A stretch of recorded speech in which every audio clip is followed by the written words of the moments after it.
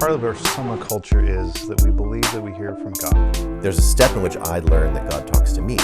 There's a whole nother step that says that God talks to you, and that I have the ability to accept that. And then, of course, John has the ability to speak it and share it.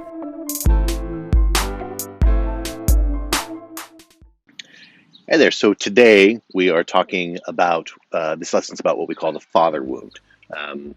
When we first heard some of this material, it was largely around when we started studying the Wild at Heart book and all that was going on there.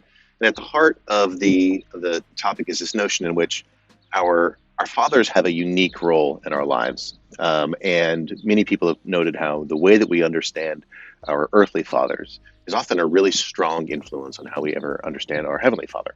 Even the word father can become super loaded for people. That can be a super positive space. It can be something super negative.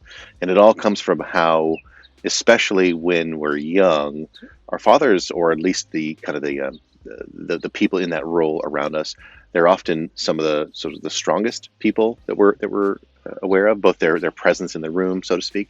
But also what a lot of people will say is that there's a whole generation now that is remarkably fatherless. That there's a huge number of people for whom they just didn't have that in their lives, or it was here and there, or sometimes there are the fathers who are physically present but emotionally distant and that sort of stuff. So in this session, Eldridge is talking about that particular role in our lives, and especially how that affects how our lives go forward. Some of the pros and the cons, the good and the bad. But also he goes into like why this is important for our relationship with God, who identifies as a father, what that does for each of us, and kind of how we play that into our lives. So with that, I hope you enjoy this session. Hope you learn a lot, and I'll come back on the backside to reflect on it.